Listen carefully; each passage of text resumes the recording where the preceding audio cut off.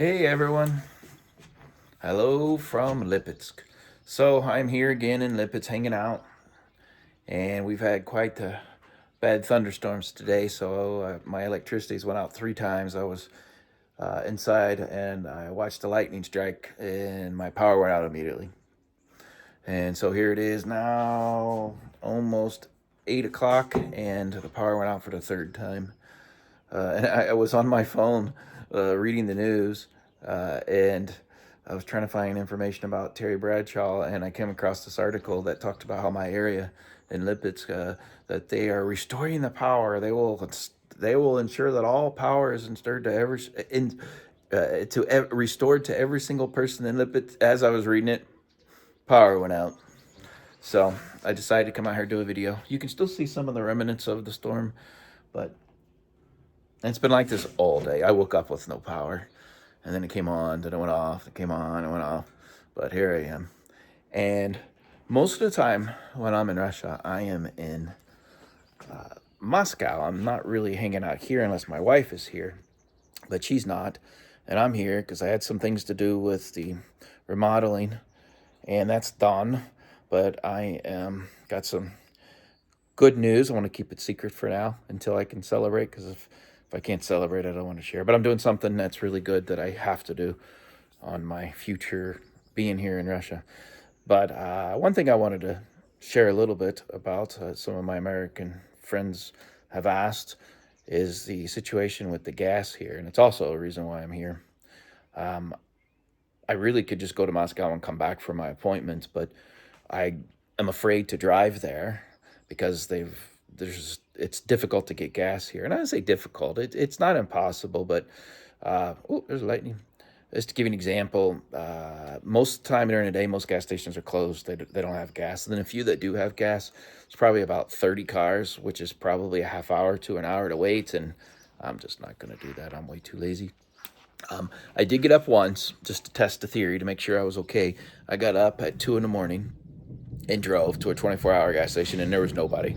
I pulled up, got gas, no problem, but they limited me to 20 liters, which wasn't a big deal. It almost gave me a full tank. And then later in the week, I was driving to one of my appointments, and I just happened to come across one of the gas stations, and I had 2 people in line. So I jumped in line, and they limited to 30 liters, but I didn't even need 30. So you can get gas here. It's just, you have to wait.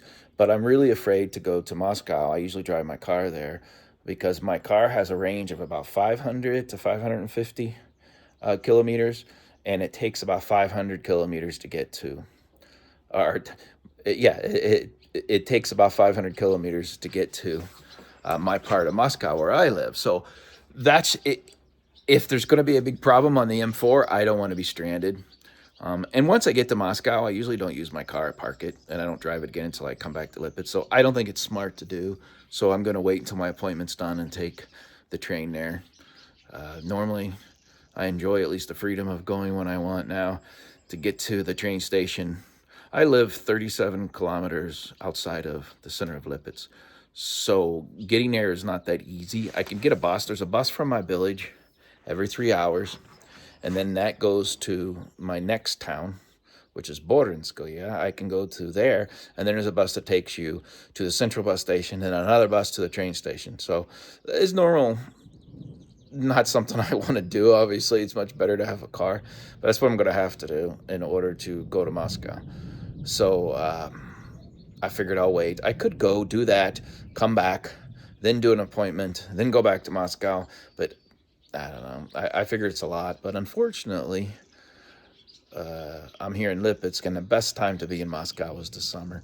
Hands down, June and July is just the best time. Now, I heard for first part of June was pretty rainy there, but last year it was just so much fun, so much to do. Moscow does a really fantastic job of free festivals and things to do.